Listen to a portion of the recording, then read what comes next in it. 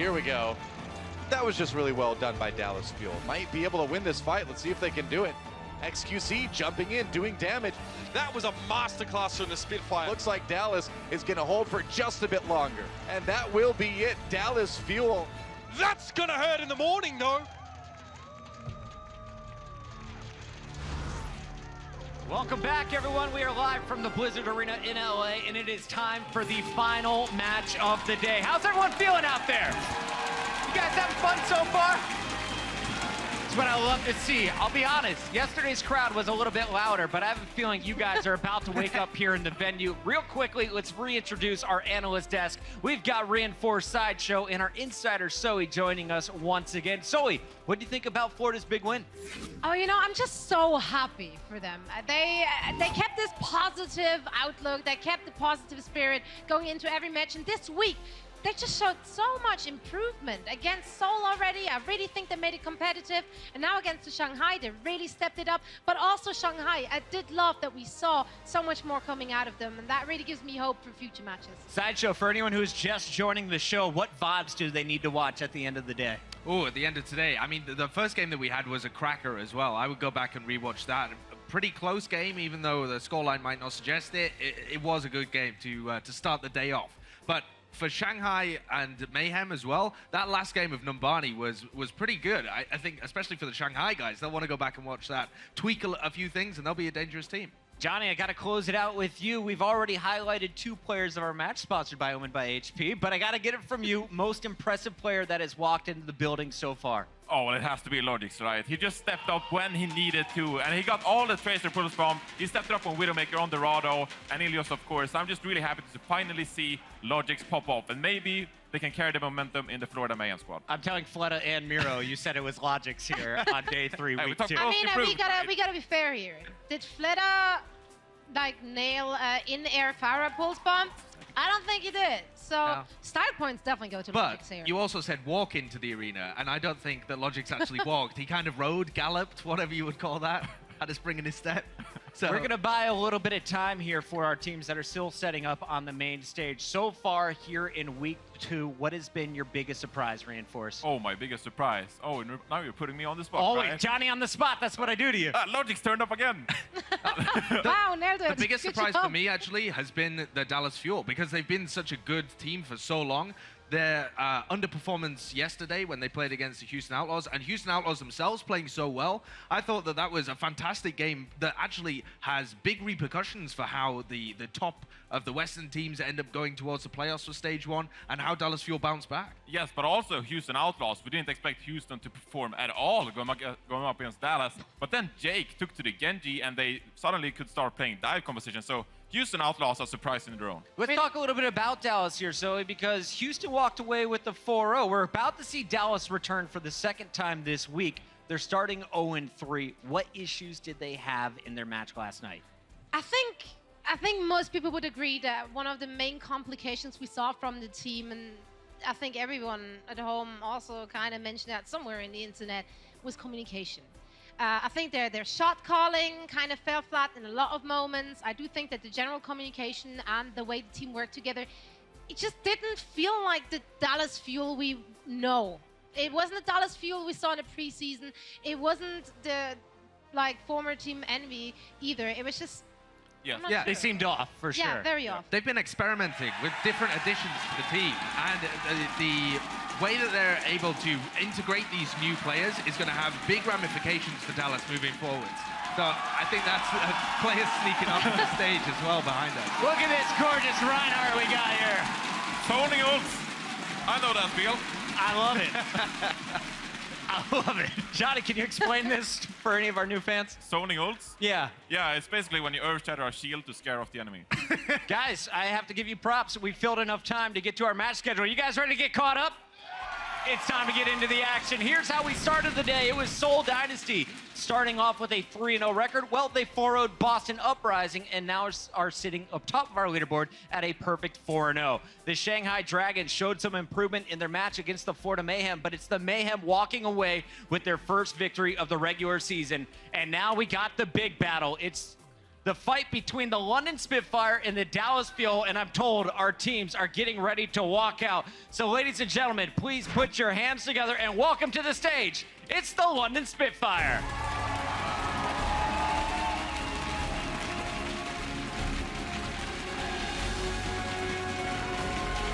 These players have been so impressive, starting back at preseason, but improving to today. They currently are sitting at 2-0, undefeated after picking up wins over Florida and Philadelphia. Yeah, this could be the best Korean team. On paper, they look fantastic. They have so much depth to pull from for this roster, and they're trying to combine the two together. Now, so far, they've looked a little bit shaky to me in terms of their team play and their synergy, but they have so much individual talent that they have ripped through teams that they're playing against purely on that. Yes, as the season progresses, I think London Spitfires will just continue to improve. Obviously, they had two teams come together at the start of the season, and now they're finally integrating Profit and Birdring together, two of the best DPS players in the world. So this team is going to be so exciting to watch. I mean, honestly, I have to say, if you're asking me which is the best Korean team, I think you currently can make a case for any of the Korean teams. However, I do feel like I'd need to wait to see them facing off against each other to really have an educated opinion on this topic. I think that's a smart move, so wait for the head-to-head. But let's break down this starting lineup because this is a ferocious squad. You got Gesture working alongside Fury on the tank roles. Bedozin is going to be working with Nuss to heal. And then, of course, we got Profit and Birdring, the DPS duo that everyone in the Overwatch League respects and also fears. Let's go into their opponent, though, as we welcome back for the second time this week. It's the Dallas Fuel.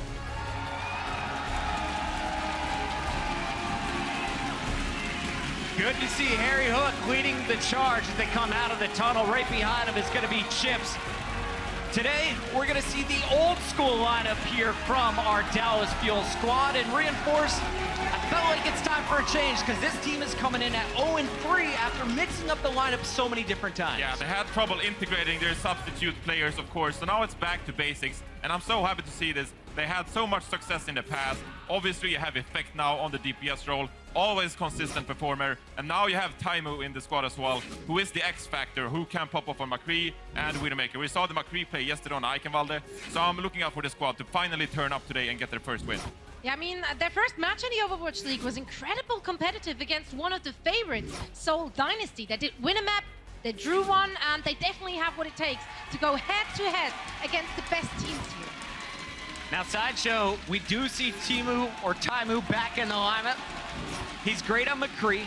He's fantastic on the Hog. What do you want to see him playing today? Now see him back alongside Effect. Yeah, I mean, the reason that they have Taimu back in the lineup is that he is the X factor for this team, I think. At any point, this guy makes risky plays, but he has such great aim, great hook accuracy with his Roadhog that he can go off and be a huge contributing factor to them winning team fights that otherwise they wouldn't be able to secure. So we didn't see him for the majority of their games yesterday. Today he'll be looking to have a big impact. Johnny, we've seen so many different roster swaps from both of these squads. Let's talk about the success or some of the issues we've run into, starting with Dallas. When you're not running the core six that are in the starting lineup for at least game one, what were some of the glaring problems that you've seen? Well, we brought it up before. Communication has been a deep issue. Integrating Kusta, who is from Australia and likes to talk a lot and communicate. Then you have Chips Hyen, who's another Effect support for the squad, but he is not so talkative at all. So finally, going back to basics, I think the communication will be a lot more calmer, and maybe Effect will be able to sync more with Coco and get those dives in. We've seen issues on the Dallas side of things, but London's also mixing up the lineups quite a bit. So in the preseason, they stuck to one lineup or the other. Now in the regular season, they've constantly been mixing things. Yeah, I was actually really surprised. We had a lot of discussions here on the desk thinking, do they really want to mix those rosters, or like how are they going to go out about that? And in week number one, they already showed that they're mixing and matching the support duos, the DPS and the tanks. So we saw a lot of varieties coming out of London Spitfire. And you know what? It's been working out great for them. It looked like there was a lot of synergy, and to me personally, it did not look like they had to like mash two teams together. Yeah, now the interesting thing actually for Dallas Fuel as well is looking at this big picture, the subs that they have do kind of make sense. They fix a lot of the holes in this team. They have an aggressive Winston and XQC. They have Kusta, who can fill a lot of the support roles, and they have Seagull, who can fill the Genji and Pharah, but they it's going to take time for Kai, I think, their head coach, to be able to integrate these guys in. So for now, when they need a bit of momentum in the season, when they need to start feeling better about themselves and get back up to that form, I think starting back to basics, as you were saying, Reinforce, is the best move. Yes, and also build from a core. We've seen Seoul Dynasty successfully integrate so many players into their squad, but Dallas Fuel, they've been substituting too many players at once. Seoul Dynasty has always stuck to 4 players, and Dallas Fuel maybe has to stick to a core 4 and build from that as well. Enough on the roster depth. Let's talk about these starting lineups and talk about our players to watch. I want to start with you, Reinforce. When you look at the London Spitfire, you're the Dallas Fuel. Who are you scared of most? I'm scared of Birdring here, because Birdring can turn up on the Widowmaker. And if you're Dallas Fuel, I really think that you will be able to handle the dives coming in from the Genji and Tracer if you put Taimu on the Roadhog or the Junkrat. So Birdring really here has to show up on the Widowmaker and maybe do a lot of damage from afar. He has a great Roadhog himself, but the Widowmaker and the Makrian Soldier is what I'm looking out for. Sideshow, who is the biggest threat playing for Dallas Fuel that could stop London from going up to 3-0 on the leaderboard? For me, I think it's got to be Taimu. Even though Effect has had such great performances in the past and has previously been a carry player, if Taimu returns to his height, he had a poor performance in their previous match against the Outlaws, and he came out with this tweet. And this is the kind of stuff that we need to see from him, this fire, this drive and determination to become a star player for this team. You know, this is such a raw tweet, but I love the end. But I will get it back. I will force it if I have to in order to win. Taimu's going to try and get Dallas Fuel a big win, but this is going to be a tough series. It's time to get into the action. We got our casters ready. Let's send it backstage to Monty and Doa. That's right, guys. We are back here, and we are psyched. Dallas Fuel versus London Spitfire. It's been a rough week for Dallas so far, but this is a great opportunity for them to kind of bring it back and close out strong. It hasn't only been a rough week, though. It's been a rough Overwatch season, League. Even in these early stages, I don't think True. anybody would have reasonably predicted them to go 0-3, especially when they came out so strong against Seoul, taking a map, nearly winning that series. But it's been a bit downhill from there. And I have to say, like the desk, I am happy to see a return to a more standard lineup on Junkertown, because this is the map they beat Seoul on. Yeah. And they also went 8-7 on Junkertown against the Valiant, and when they debuted a different roster against the Outlaws, they couldn't even take the first point. Sure enough, and I mean, that's what it really comes down to at Dallas, it seems like right now. It's kind of this experimentation that's being done with the roster, with the compositions they want to use. We've talked about it on Watchpoint earlier, where they kind of struggle compositionally and that they don't play a lot of the standard dive we've seen before. So they're trying to get a lot of things ironed out right now, so you got to expect some losses. Absolutely, and I think it has been a problem that they have lacked, like you're saying, the standard dive or something that can be reliably played on all maps instead of their very creative strategies. Right. And without that to fall back on, but they are working on that. It's been very clear. They played it in their last match against Houston on Horizon. It's not there yet for them, but it needs to be. And we see the coach as well, Kai, tweeting consistently about, hey, we need to really improve this, and it's going to take some time to work out the kinks in our system. Very true. Well, we are getting things set up here on Junkertown. It's going to be London Spitfire on the attack, Dallas Fuel on the defense. Looks like they may be going with a little bit of triple tank here. Well, we'll see. They right now looks like Taimu on the Roadhog. So yes, triple tank with the Widowmaker. So no quad tank. We have seen that strategy in the house on the forward right-hand side of your screen. Right. That's actually something that London has done on this map as well. And we've seen weird strategies from the Spitfire, including having a Reaper on Prophet on attack, and it looks like they're going to do that again. So same strat that we've seen from London on attack. It's worked really well in the past for them. They're going to have it again. They're going to have the nano boost from Bedosin onto Prophet's Reaper later on. Here comes the push. No, there's the swap. Bedosin changing. Well, back to the Ana. That was interesting. All right, so Birdring moves over to the Widowmaker right now, and this is the same strategy they used in their last attempt here on Junkertown. And the idea is, if they're playing this many tanks, you have a chance to walk up onto the enemy team with the Reaper and make a play. Prophet is behind them right now. He's waiting for his team to engage. Look out, man. Prophet coming in, gets Harry Hook, fades out, man, and that is scary already. The res comes in, but that's the res down now for Dallas Fuel. An opportunity for London to press forward. The Birdring is now jumping out of spawn again, so opportunity here for London to push forward. They go ahead and use the resurrection on a Jester, and Prophet is support hunting. Oh, he's coming back again. Takes down Harry Hook one more time. Nuss on the other side did use that Valkyrie, but Prophet doing most of the work there. Oh, there's the final blow onto Effect, and that payload will get most of the way through point A. Now, you don't even need to use the Reaper on the tank line if Prophet is waiting until Dallas Fuel commits and then running in to pick off those supports. Harry Hook, no way to really get away from a Reaper at that close range. Oh, it's a tough situation for Dallas to be in because obviously Reaper is great against this many tanks. And how do you protect the backline from the Reaper and also handle what's coming at you in the front with these three tanks? Yeah, they are going to be coming back though, Doe. Actually, interestingly, they fell off the payload there for a second, so it stopped temporarily. This may give Dallas a chance here. That is odd. All right, looks like they're just gonna let it finish. Okay, so Dallas deciding to just allow that one. I don't know, Effect's behind him. This is really very weird. Far behind them right now, and he's going to die. So he actually tried for a flank behind the payload. That looked like a miscommunication from Dallas as to whether they were going to engage that or not, because instead Effect just gets massively staggered. That's right, the sleep dart does connect. I believe it was Chips here, but that's gonna make it a bit awkward for Dallas.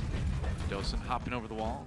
He's waiting for this nano boost, looking from behind. He wants to get a sleep dart. He's been hiding back there. He's gonna actually use the bio grenade. I didn't connect with the bio grenade though. Yeah, so no easy kill. There's a nano boost though used. Gesture already taken down, but Prophet, if he can get a lot with this boosted Reaper, maybe they can keep pushing, but no, it looks like that nano boost is not really gonna come to a whole lot. Nuss taken down after he reses. It's time to change. Yep, I think so. Effect with a couple sniper kills, and yeah, now it's time to swap the comp up a little bit. Looks like they're gonna go for a bit more dive, unsurprisingly. We'll see if Prophet actually makes this change. Didn't have a chance to use the Death Blossom. He seems to think he's going to have a good opportunity. No. Yeah, give it up. I think that's the best call right now. You need to be able to attack this high ground, which isn't feasible. Reaper just sort of has to walk directly up onto it. You didn't see them get that opportunity. Nice headshots from Effect to end that engagement and force a change here from the Spitfire. Dallas has a lot of ults to use too as Taimu comes in. Ooh, can he get a hook? No, couldn't get him during the res. It was a close call. Dallas having to fall back. There is the whole hog now. Trying to take down Gesture. He does succeed in that. Scattering them off of the payload. Can he get the hook? No, another hook. Not connecting. The Winston is back. And Taimu finds himself kind of between everybody right now. Getting a bit low, has to take a breather. Meanwhile, Harry Hook won the Zen v Zen. That payload's still moving, but stalled out for a moment now. Yeah, Effect in the back line. Still looking to find some kills. We'll get one onto Gesture, but Coco will fall to Prophet in the front line, and now Prophet taking care of some of these supports. Yeah, that's right. Taimu in a lot of trouble as well. And there goes Mickey. They're going to stagger him a little bit. Not too much, actually, but either way, they win the fight, and that's going to be most of point B. Dallas will see if they decide to go for a late point B defense here. I think it's going to be pretty tough for them. They have to walk into Prophet, who has the Dragon Blade, and yeah, it'll be hard to get there. Harry Hook is found out on the upper floor, will cause a res to be used. Yep. All right. Taimu caught off guard. Another hook not connecting. Might have been reflected there. Oh, that works though. Gets him. Stayed a little bit too close. No kills from the pulse bomb of Birdring. Tries to get behind Mickey here. Coco, rather. There's the Dragon Blade for Prophet. Oh, Chips taken down. Couple kills for Prophet already during the ultimate. And London Spitfire winning this fight pretty handily. Yeah, and Harry Hook used his Transcendence to get on top of the card. So all Prophet had to do was get resurrected and wait it out before he went ahead and triggered his Dragon Blade. So that'll be point B completed with 3 minutes remaining. Yeah. So Dallas not really able to slow down London too much yet here on Junkertown. It's an attack-focused map, so that's kind of what we expect to see from time to time. Oh, Harry Hook in a lot of trouble. Kind of on his own, was away from the shields, away from the rest of the team. Easy pickings for Gesture, and now Gesture manages to somehow separate Harryhook from the team for the moment. Gets back down there. Can he find any more kills? Either way, he's getting Dallas out of that entrenched position, and that payload is still moving in the meantime. Yeah, couldn't push anybody into the waiting arms of his teammates, though. And Dallas Fuel, they've just been on this triple tank composition for the entirety of the map so far. Only thing that's really changed is, in fact, moving over to that Tracer. Harry finds another good ult fire onto Birdring. Good shot there. Mickey D Mech, though, that's a diva out of the way. London may be able to utilize that to push forward. Effect, trying to find the kill on Bidosin, gets low. Heals coming in just in time. Bidosin coming all the way back around the other side. He's there with Birdring. Oh, and they've got him in a pincer right now. Wow. Well, there goes Taimu, and man, it doesn't take a prophet to tell you how this fight is gonna end.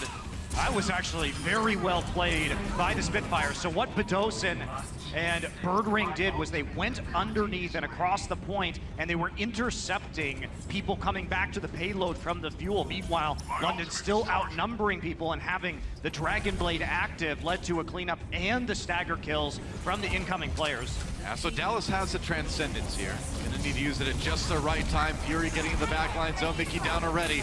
Mickey gets the kill to Bidosin while he's out of the mech at least.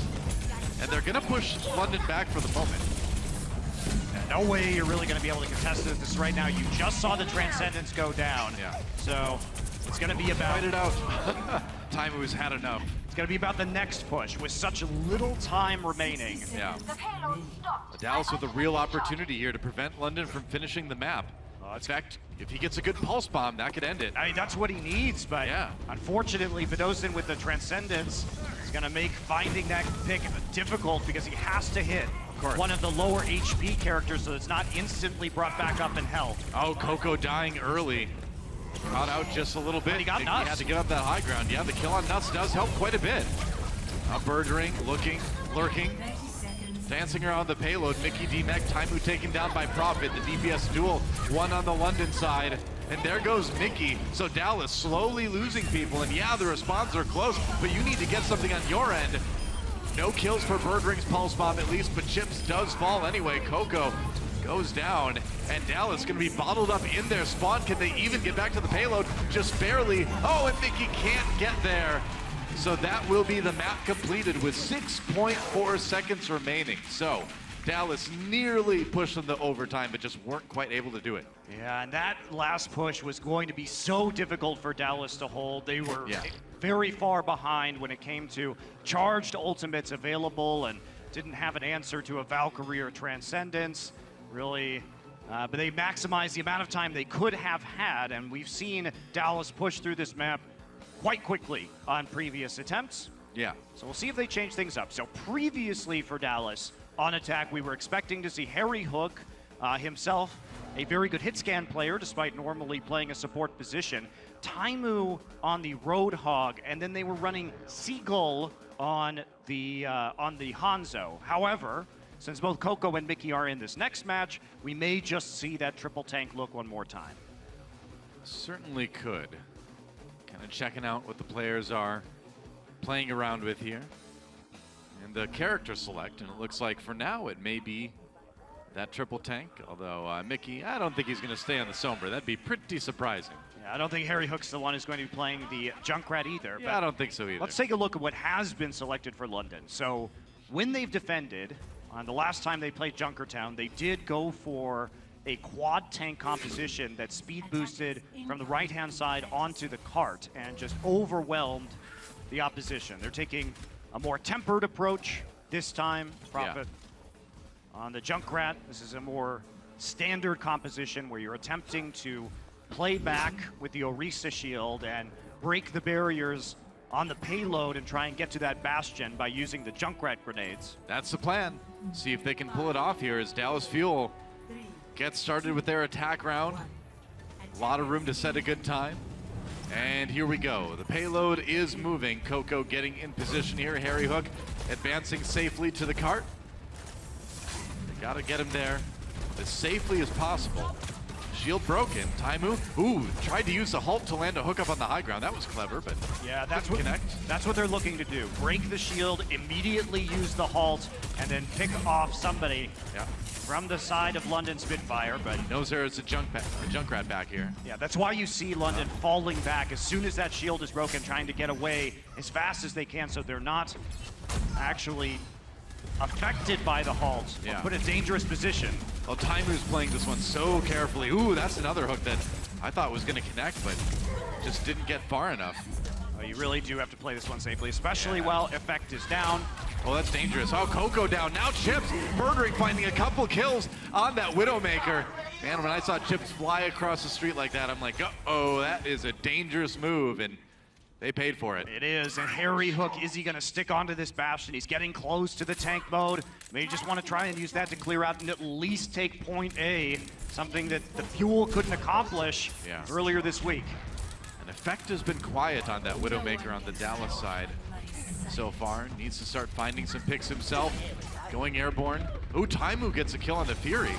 That's a good start. Can they get the res? Here comes the Riptire. Prophet finds the kill onto Effect. The Fury goes down in return. Gesture trying to just hold strong on the payload. Taimu low. Taimu taken out. And Effect now kind of finds himself on his own. That is not a healthy place for a Widowmaker to be. Both of the Mercies went for the Valkyrie. Chips, though, was killed by Prophet's Junkrat. They are now down to a short 2 minutes to push this payload all the way back. Harry Hook will be coming back with a Bastion ultimate to try and help out.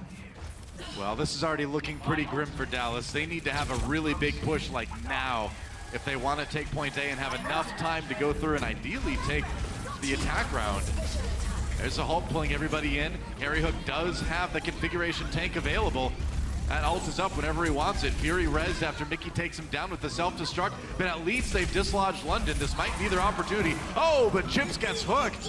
All right, gotta use that now. With Chips going down, they know they have to commit this ultimate and try and burst through the members of London. They will get Bird Ring. Yeah, Harry Hook in big trouble now. They only killed Bird Ring with that one. Transcendence was up, and obviously the Bastion can kill people through the Transcendence with the ultimate, but you need a few more kills. Mickey and Coco surviving with just slivers of health, but they do finish point A. Okay, the issue though, Doa, is that because the cart wasn't quite there by the time Harry Hook respawned, they're not going to be able to get control of the high ground here on the second point. He spawned all the way back at point A spawn. Now, normally we would see the Orisa and the Roadhog with the Bastion try and walk up this staircase right here, try and get up there and provide some coverage towards the point B enemy door. But that's not going to be an option now, and instead, it's London with the preferential positioning. All right, well, Effect managed to snipe the Riptire out of the air. Meanwhile, Taimu gets a pick onto Vidalson with a nice hook, courtesy of the halt from Coco. And they found Gesture on his own on the high ground, and now Dallas coming from both sides. Taimu going crazy on this Roadhog. You know, over the years, we've seen some pretty epic Roadhog performances from Taimu, and we saw that tweet. He wants to recapture that glory, and he found himself a Mercy. I know, mercy for mercy. Taimu has always been a player that's been very self-critical about and realistic, I think, about his own performance. He's a streaky player by nature, but when he starts to get rolling, it is gorgeous. Oh, absolutely. And you know, it is that self-critiquing that has helped him stay in the top tiers of Overwatch too. You know, he's not going to be, he's not going to sugarcoat it for himself, right? If he needs to work on something, he knows it and he'll let everyone know. Oh, nice reflect from Prophet. Oops. Yeah, it's not going to mean the most. It does mean that they're going to have to walk through the chokes, though. So instead of having the opportunity to play through a larger open door, it will close behind them. And again, so these mistakes, right, as points are switching over, are meaning that Dallas Fuel is having a harder time on their attack.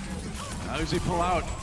Doesn't get the kill on the Bird Ring after he hooks him, but has to back away. That whole hog coming in, and they've got the benefit of the supercharger too. Coco put that one down. Yeah, Effect getting Nuss and Prophet, though, will allow them some more time. Fury delaying for as long as he can by sacrificing himself on the payload. And well, Dallas really rolling through point C here. They've got the Valkyrie. They've got the ultimate from Bastion, too. They've been stubborn about switching off this Bastion, but they got it back on the payload now. and they're going to have a long sideline heading into the point with that ultimate up. That pulse bomb is not going to do anything. Yeah. Except for... It irritates Taimu, and you don't want to do that. It's dangerous stuff. Vicky trying to take the high ground now, chasing some people away here. Nice kill onto Gesture. Harry Hook, can he get any more out of this? Another one would help. Ooh, can't quite find Nuss.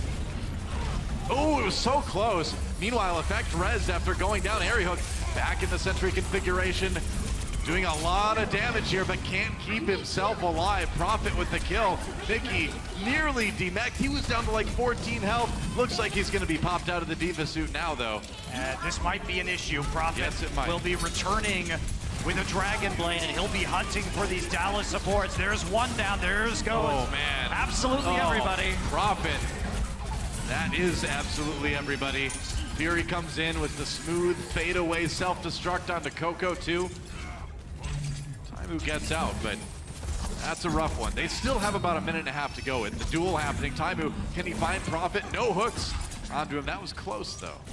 And needs to wait for his teammates before everybody jumps on him, so wise to fall back. Everybody has returned, however. Yeah. Minute and a half left. Still some time for Dallas to get some ultimates, but they are playing from a pretty difficult position.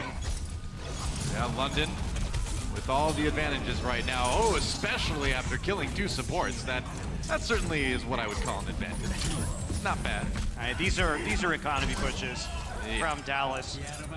They need to get some of their support ults up. They're only sitting at 34% right now with a minute left. Harry Hook over on the Zenyatta now.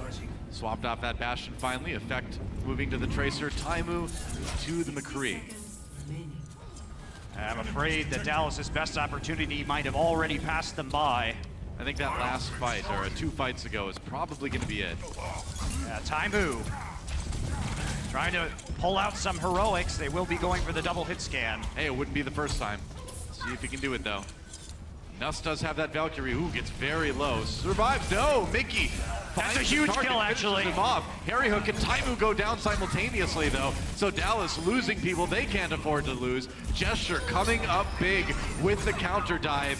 Oh, and chips high and dies right as he gets the Valkyrie. Was a chance there to turn things around, but great response into the back line. Dude, there's only Justice 15 death. seconds. Yeah, there are only 15 seconds left, Noah, and it looks like Fuel will be able to get there, but it's going to be a bit of a desperate attack onto the payload itself. Well, they got to try. Coco diving in. Mickey needs to get to the payload. They need to touch it.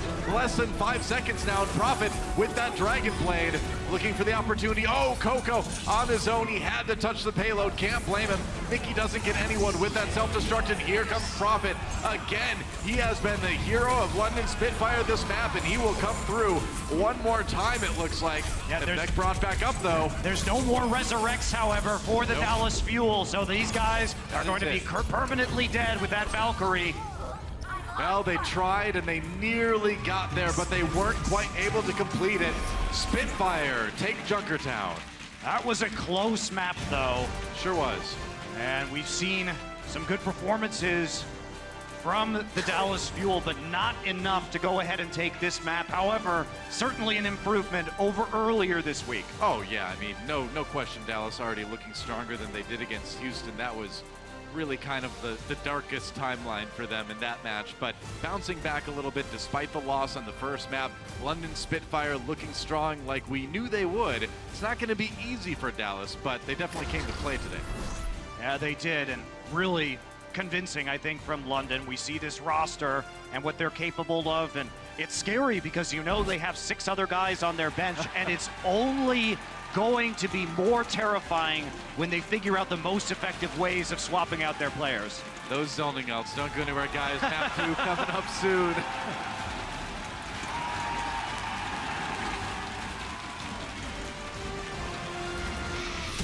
The Overwatch League is brought to you by Omen by HP and by Intel.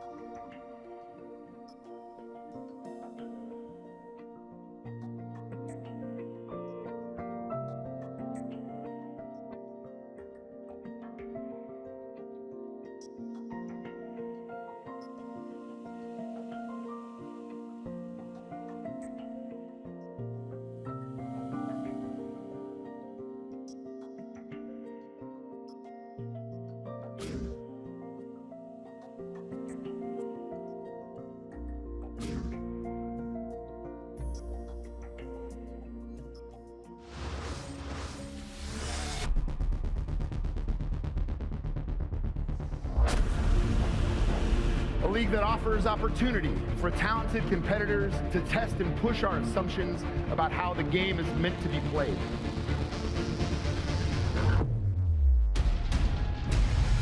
Ladies and gentlemen, we are coming at you live from Los Angeles, California. Welcome to the Blizzard Arena. London Spitfire up over Dallas Fuel, 1-0 so far. And as we look ahead to Lunar Colony, what do you expect to see, Monty? Well, I am really excited to see the substitution that the London Spitfire have made, because we haven't seen any deviation in their roster yet we know they have an excellent player, and actually many excellent players waiting on the bench. This one that's being subbed in right now is one of my favorite players from our time in Korea. We're going to see in a second, but we're just going to tell you, Rascal's actually subbing in. There he is, finally. Rascal and Birdring reunited once more.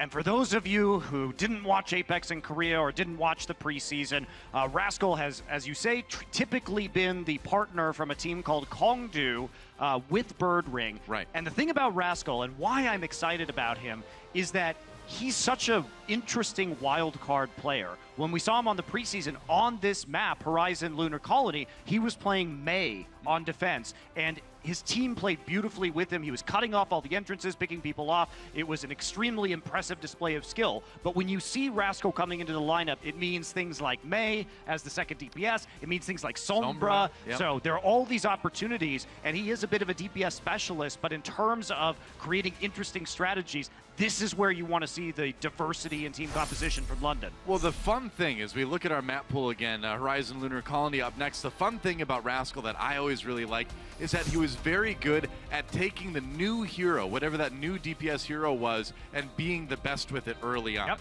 He was probably the best Sombra in Korea early on when we were watching it back in Apex. He was a great Doomfist early on when that hero came out. And he had those weird kind of pocket picks like the Mei you mentioned too. So he's a specialist in the best sense, and I'm looking forward to seeing what he brings here on Lunar Colony. Yeah, and that's not to say he can't play standard as well. His aura is also notable. Probably not going to see it on this map. Yeah. But regardless, exciting time to have a new opportunity to look at a player in this London roster and see what they are going to be pulling out here. We've been missing him too. I've missed my Rascal. The two players I want to see the most that are on the bench have been Rascal and Fisher. Sure. I say on the bench. It's probably not a permanent thing. I think London is being intelligent in that they want to make a solid lineup and then figure out slowly how to introduce more unique factors and use all their players optimally. But they want some sort of bedrock, a foundation to build their strategies off of, and that's what we've seen up until this point. Yeah. Wow, somebody better turn that computer off, otherwise anyone can just walk up and control that satellite, apparently. I don't think this lab was secure or well, clearly they had security issues. Very ethical. Yeah. I mean, creating other beings with, basically creating consciousness in non-conscious animals, I think, is of questionable morality. Hey, I'm just worried somebody could hijack that guy's Twitter account. That's dangerous, the real caster man. fear. That's why you can never leave the computer unlocked around other casters. He could ruin his social media presence. You know somebody's going to come up and troll you. I know, right? Well, here we go. Dallas Fuel on that high ground defense. London Spitfire on the attack. And Vidosin, the one actually playing the Sombra. We thought it might be Rascal, but he's going to bring out the Widowmaker. Yeah, and we're not going to see the Moira, which is the typical use of this composition instead of having the Widowmaker. So it's interesting that Rascal is going to be staying back and trying to snipe them as they are forced onto the point. Yeah. Trying to find some shots here as his team pulls Dallas back into the point off the high ground. Nuss low, Nuss taken down. Mickey getting those heals. He's not going to get demeched. And they're all hiding from Rascal. Yeah, the idea behind this composition was to get the Sombra and the Tracer onto the point quickly, try and take over the health packs on both sides of the point with the hack to quickly build up an EMP. But the issue is when you have that Widowmaker, you're accounting for the fact that they're going to drop everything and then suddenly rush to the point where you're going to be able to hit a shot. And Rascal didn't hit the shot, didn't really have the opportunity. Yeah, putting some damage in on effect, and that's enough for Birdring to finish the job. So now the man advantage going to London Spitfire here. Bedosian, though, I don't think he's got a teleport at the moment. He has to back off, has to be careful. Yeah, tossing another one over to that other health pack. And Coco getting low. It's getting dangerous now. Mickey taken out. And London with all the advantages here as they come into the point. I disagree with Dallas Fuel resetting onto the high ground there, Doa. They didn't have enough players to effectively and quickly make it back onto the point. I think once you see this style of comp, you have to defend from the point itself. Well, Chips gets stuck. Taimu gets juggled. And the point, I got a feeling, is going to get taken. Yeah, fortunately for Dallas, they did win the first engagement, so they're going to have a lot of ultimates to work with on point B. So the chance of a snowball very low, especially as Bedosian is forced to use his EMP here. Yep.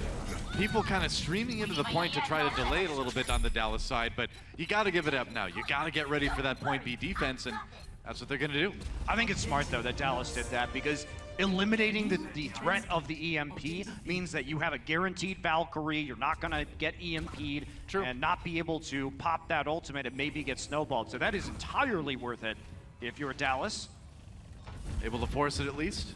And now London Spitfire on the attack here on point B. See what they can get done with this first one coming in on the high ground now. Yeah, the Sombra not going to be viable here on the second point. Yep. So they do switch Bedosian to the Zenyatta, not the same ability to flank with those health packs. And we're still seeing Rascal stay on the Widowmaker. Oh, they tried to kind of get in the back lines a little bit that with the dive on the Dallas side, but didn't work out. In fact, Coco taken down with that pulse bomb. Now Taimu using that tac visor. Can they get anything with it? They're pushing London back a little bit at least, but no, Rascal comes back in, trying to find those shots, but he's got an angry monkey in his face. Not anymore. Coco dies once more. Gesture res, so the Winston's still up for the London Spitfire right now. Now Mickey chasing Rascal away, but so much attention has been put on this guy. Meanwhile, Taimu finding a couple kills here, but it seems like the reses are unending on the London side. Now the kills are starting to come through too in favor of London, so because they couldn't kill Rascal, he starts to pick people off. Now Rascal's just wrecking people right now. Again, all this attention, they finally kill him as Coco pops that Primal Rage. Harry Hook trying to bide his time. He's managed to wait to use that Transcendence at least. That Primal Rage was so critical. Yeah. We did see Bedosian try and get back to his teammate on the side by using the Transcendence, but because Coco moved him outside of the range of the healing, got the pick off and stayed alive, and even though it was so close to that first tick in favor of London, they didn't make it, so it goes all the way back down to 0 right now. Meanwhile, Taimu still has another tac visor to work with. Rascal goes on to the McCree right now. Definitely think that's going to be a better pickup, especially with how deep Effect likes to play. I've got you. Yep, there's the tac visor again, just not letting them out of that corner. Going to the side, he's gonna swap, just pop the ult, so okay. He used that to give himself time to switch, I think, and yeah, he's going to the Widowmaker. When we used to see this, we used to say, ooh, Taimu's mad now, but I feel like that's how he started the day. I think he's been pretty frustrated with their performance. Yeah. As we can see in his tweets earlier on. And well, this is serious business, Taimu, now. I'd be afraid.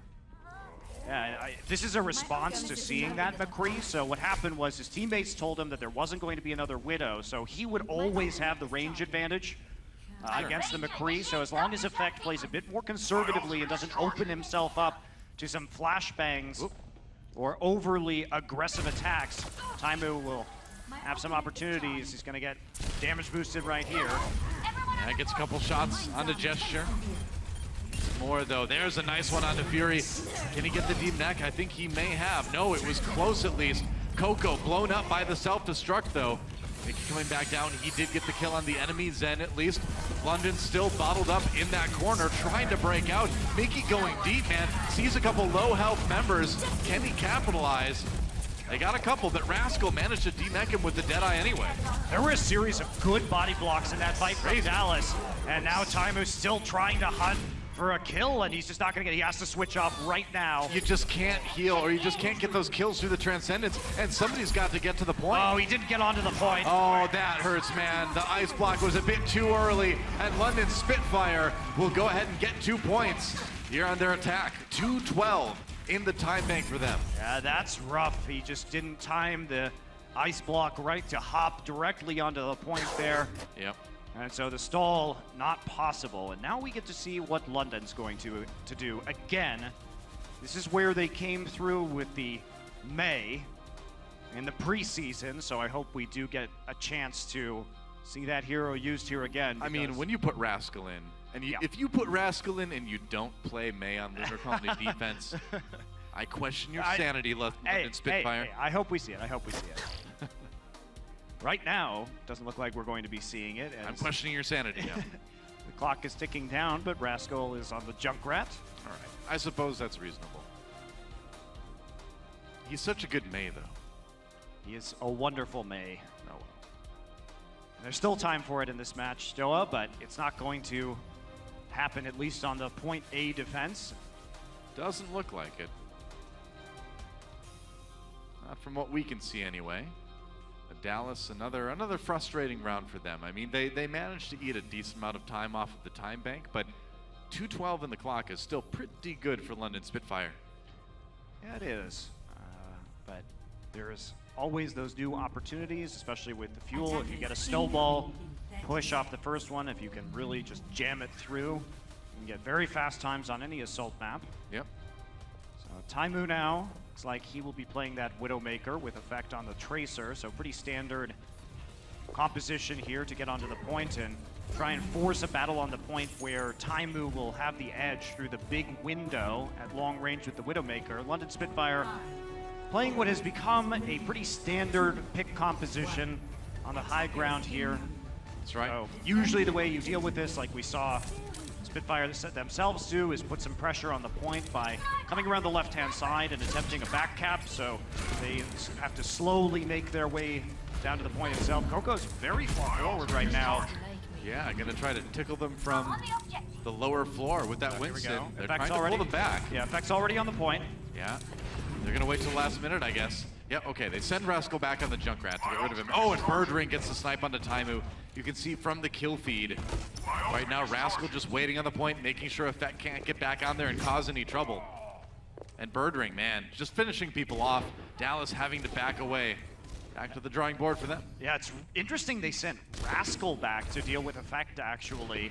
I mean, if you can hit him with a mine, but in that, you know, it's going to be tough for him to effectively zone him out. And Effectively?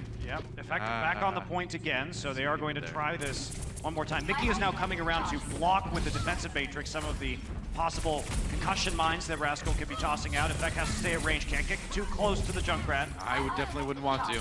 Backing off the point for the moment. They still don't have that first tick on point A. The rest of Dallas Field just trying to get there right now, but they're being kept down by Birdring on that Widowmaker.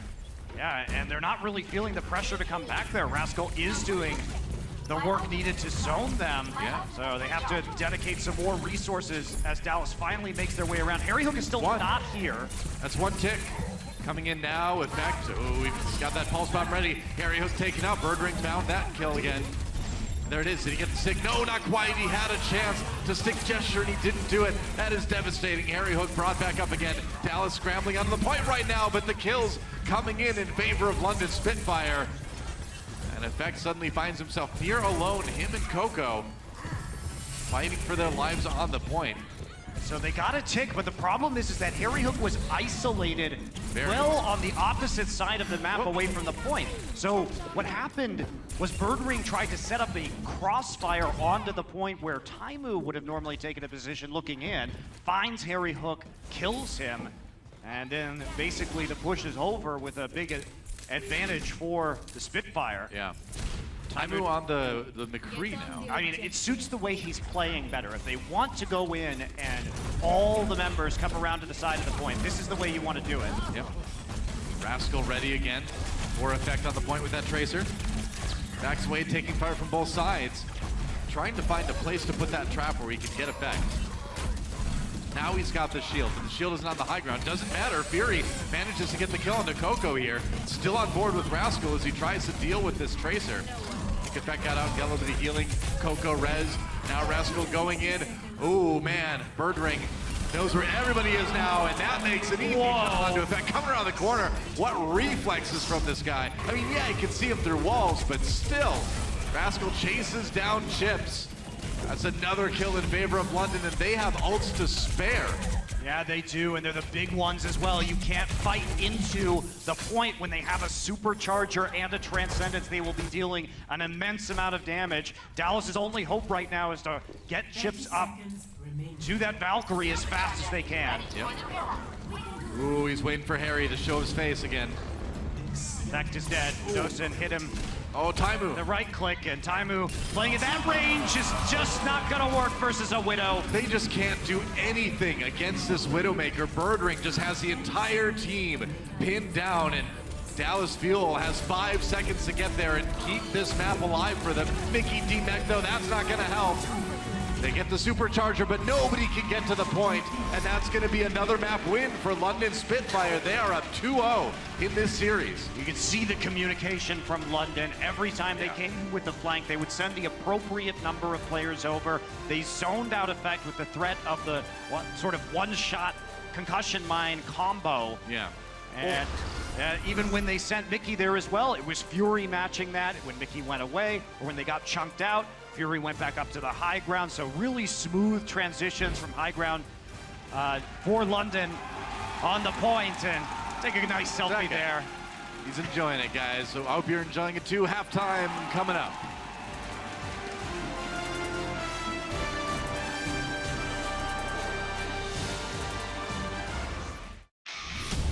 The Overwatch League is brought to you by Intel and Omen by HP.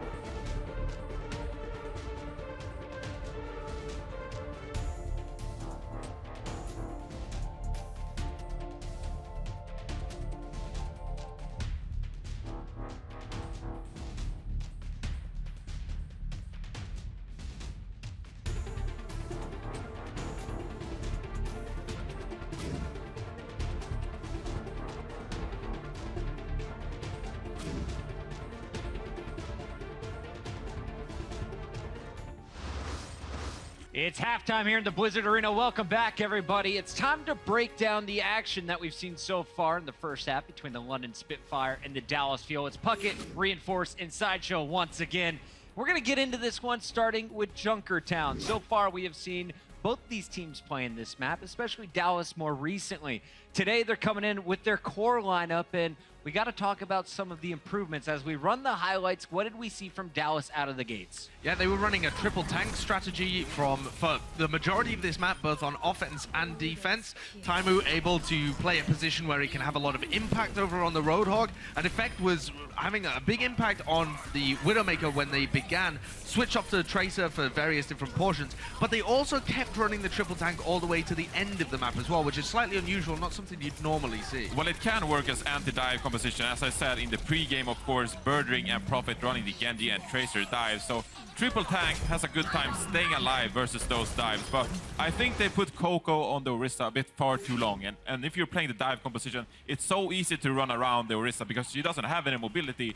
So maybe if they put Coco on the Winston instead, he would have been able to peel a bit more, and they would have been able to shut down the dives from the London Spitfire. So if you stick with your triple tank, what's the ideal 3 for you? Do you still keep the Hog in there? Yes, I want to keep the Hog because it deals so much damage to these small targets like Genji and Tracer, and it can also stay alive for so long with the 600 HP pool and, of course, his drinking. And then you have the defense matrix on the Diva, so I like those tanks. All right, let's talk a little bit about why London was able to win this first map. Johnny, who had the biggest impact for the London Spitfire? Well, for me, it was Prophet, of course. He started out with the Junkrat, and he dealt so much damage to the tanks of the London Spitfire. Here on the Reaper as well on the first point, with a huge flank coming in, getting around the entire Dallas Fuel squad. And then you also saw him swap onto the Tracer and the Genji, so he had a lot of impact overall, and for me, he stood out.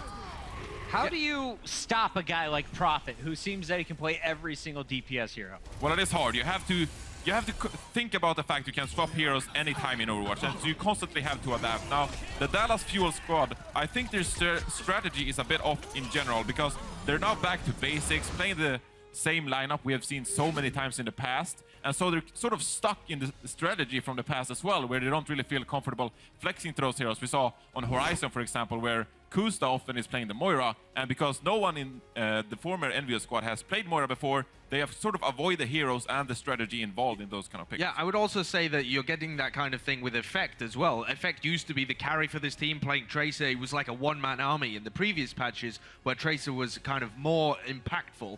But now he's playing the Tracer. We saw it on Horizon a little bit, but he's not able to have the same kind of dominating impact. He's not picking up 1-2 kills and setting it up for the rest of his team. So perhaps if we saw him playing some of the heroes, he does have a Genji. I know it's not quite at the same level as somebody like Prophet, but if we see him on more of these heroes that in this meta can carry, stuff like the Widowmaker, then perhaps they would have a bit more of a performance. Because right now, Taimu, although he was playing the Roadhog to a good level, was not having a superstar performance on the Roadhog that you would need from him to be able to like just launch you through those two maps. Sideshow, I know we do have a clip. Sorry to cut you off. I want to get to this highlight, and Sideshow is going to illustrate it for us. For all of you Dallas fans that are at home worried, yes, your team is down, but there were some signs of life in this first game on Junkertown. There certainly were, and here we've got a mini-map showing a flank around from Taimu and Coco. So it's these two guys at the bottom that you want to keep your eyes on here. Taimu and Coco, they go for a big flank coming from all the way around here, and they're going to pop up in this little avenue and try and get a halt and a hook onto Badosin. Now, you've also got to keep your eye on Prophet, who's going to be coming around here and trying to add pressure from this angle, along with Birdring, who's going to be doing the same from over here. So as we play this forward slowly, you can keep your eyes on Taimu and Coco at the bottom of your screen. They're going to go for this long flank, the two tanks, and they catch Badosin with a halt and a hook. At the same time, I'm going to pause it here again, and it shows that London Spitfire at this point are being split into two pieces. They can either choose to turn around with Birdring and Prophet and really focus on the peeling for their backline. Prophet could use this tire that he's just popped to help out Badosin, but instead he's going to try and launch the tire above here. Birdring is going to try and cut in as well, but Effect has a sightline, and this is them reacting to ultimates and being aware of them, which was such a problem for them in the Houston Outlaws game. You can see that as Taimu and Coco are wrecking their backlines, Prophet and Birdring decide to go aggressive. Effect shuts down this tire that's coming across, and they're not able to either win the defensive or the offensive offensive situation, because Dallas Fuel have set up this nice two-pronged attack so well, they're able to peel for their backline, and Taimu and Coco are able to kill the guys at the back. So they've got a nice strategy set up. They're just not able to pull this out often enough, I think. Okay, so Dallas showing some signs of life, but they are 0-2, and let's talk about that second map here, Reinforced. As we go into Horizon, it's going to be a nice attack coming out of our Korean lineup, the London Spitfire. Let's talk about what worked for them first before we get to the issues from Dallas. Well, Bedosen on the Sombra, of course, it works so well for many teams. We see this new meta in many ways, where it is the Sombra and the Tracer, and then Rascal on the Widow to just be another threat on the other side of the map. And it works so well for so many teams. So it's a nice strategy that works all around. But then later on, we get to point B, where actually Dallas Fuel put up sort of a defense with Taimu on the Soldier and the Widowmaker. So we saw some signs of life from this Dallas Fuel squad when you get into the nitty-gritty fights and you're not really playing the strategy game as much. Sideshow, most impressive player from the Spitfire throughout their second win. We already talked about Prophet and what he did in the first map. Who was the hero for the Spitfire in Game 2? You know, I'm going to have to go with Fury for this one as well, because throughout all of their victories in the Overwatch League, he's been putting up a really solid performance on that off-tank. Often goes kind of unsung in some sense, but he's constantly putting in great diva work. He's had a great Roadhog performance there in that last map, and he is one of the core members of the team that's allowing them to have these rotations, these quick adaptations, and put out a lot of damage from the tank line. And it's something that Dallas Fuel kind of lack on their side, this strong, stable tank. Yes, and I also want to bring up Rascal here. We saw Doa and Monte Cristo often mention the sub-in from Rascal, who is such a flexible and versatile player, and he can play pretty much every hero, often the Sombra, the Genji, the Junkrat, the McCree, all of them. So this player had so much impact when it comes to the strategy involved in the Assault maps and Horizon here specifically. So shout out to Rascal.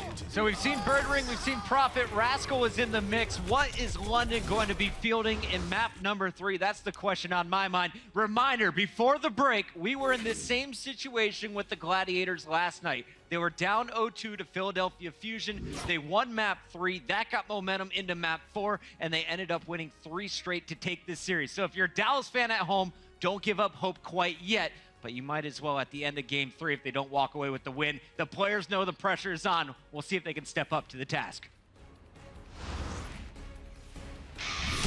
The Overwatch League is brought to you by Toyota. Let's go places.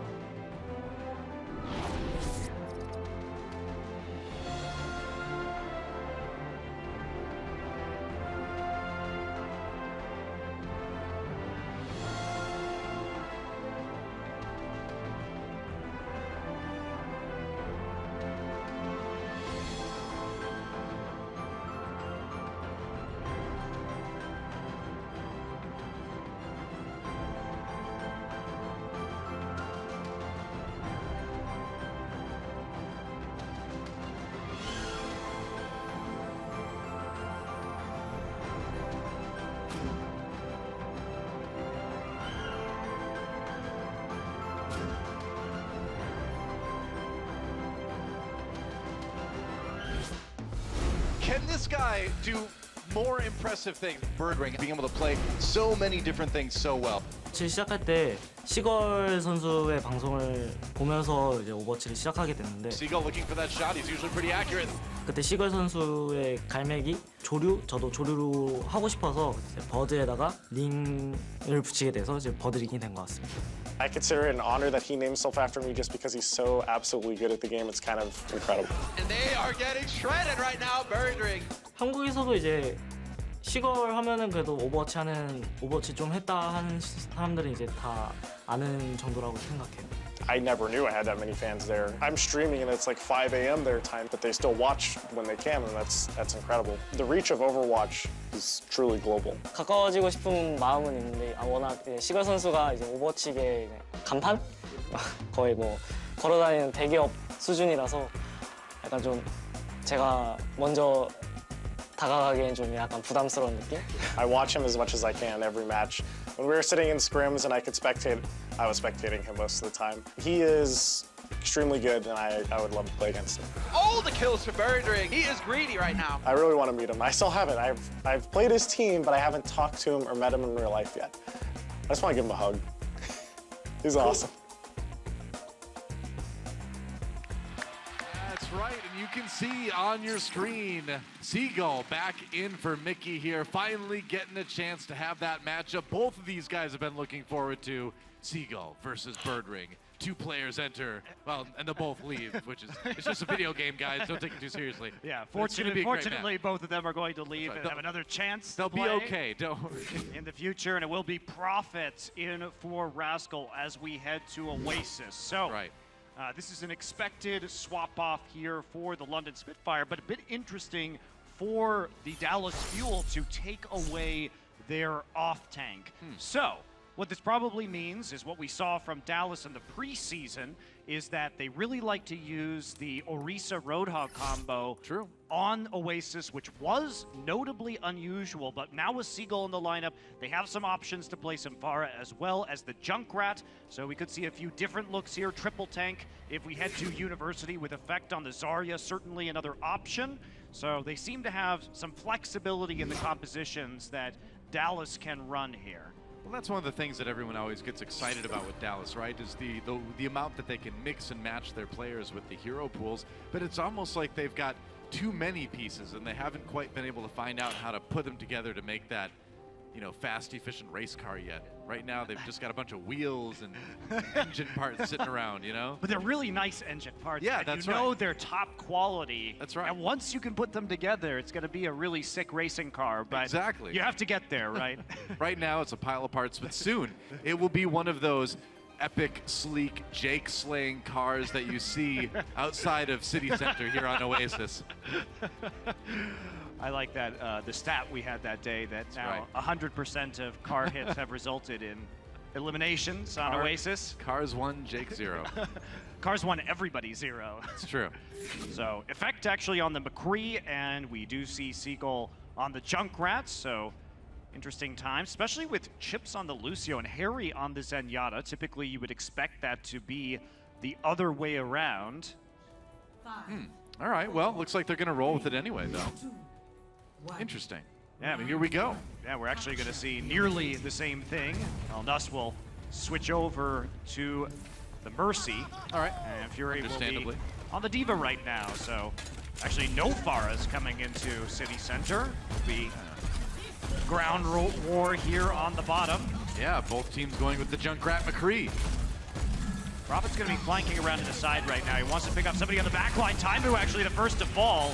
Yeah, goes down early. Just got into the middle of too much fire coming from the London Spitfire side. Taimu rezzed again, though, so it's okay. The fight continues. And now Prophet coming around again. They're trying to set up these crossfires, and we do see Dallas falling all the way back. That's right. London's also taking control of the high ground, which is making it tough for Effect to move forward at all. That's still Moving battle around. for this point, though. Everyone contesting. Yeah, both teams are playing it so safe here. Now Nuss goes down. Seagull taken out as well, though. Losing that Mercy is big. They lost both supports. In fact, Dallas pulling ahead in this fight. There's no more healing for London right now. Deadeye. Oh, he Nice finds job. Fury. Right on the D-Mech coming off of Harry Hook walking up beyond the barrier, the Winston barrier, to get the right click to D-Mac, and perfectly timed with the Deadeye. That'll be a first cap here from Dallas. Seagull's got the tire, and that will be Prophet falling to the Junkrat ultimate and getting staggered well behind his teammates on the respawn. You'd think a Prophet would have seen that coming. Oh, well, he rarely sees those coming. I don't think any of us do. Not quite so gifted, I We suppose. can hear them coming, though. Oh, Tynoon. And he kills on that one. Doesn't look like it. Taimu. Oh, actually, Seagull taken out. And here comes Gesture with the big Winston ultimate. Got a couple. Big Seagull off, but Dallas still holding strong on the point. I'm looking for one. Gesture taken down. They've got that early kill. The Reds comes in on the Winston, of course. Resurrect still available here. Oh, went for the hook on the Mercy. That is bold. Didn't hit it. Able to get out, though, with the breather. He's not going to use the whole hog now, Taimu, to go ahead and push this Transcendence Zenyatta off the point. Two members of the Dallas Fuel are down now as Taimu falls, so no more tanks. It's a matter of cleanup, and basically they're just heading onto the point one by one. So Dallas still has Harry Hook and Effect alive, and this will mean a retreat back towards their spawn. Effect is low, but getting healed up. Solid the Orb of Harmony. Yeah, solid first hold for Dallas, and they have a lot of ultimates to come back and retake the point with. So now it's on London to just be really efficient with this next fight. Yeah, I think if you're Dallas, you're still feeling like you're in a good position for a retake, especially if Seagull can pull off a pick. Prophet's going to make the first attempt, though, with the Rip Tire. Yep. Whoa, this tire's going way up there. And death from above. Oh, 3! He came from behind, and nobody saw that one coming. That was crazy. Wow, what a long-range tire, and everyone grouped up. No one able to shoot it quickly enough. Yeah. So that's a lot of time for this control percent to build up now as Prophet makes the big Rip Tire play. However, it's huge. Nothing used for the Dallas Fuel, so it's not a wasted push. That's right. Oh, don't play in traffic. That's getting a little bit dangerous. It's high noon. Oh, but Effect takes it down. That was the Old West shootout that I think we were all hoping for there. Effect a little bit quicker on the draw, though, than Birdring.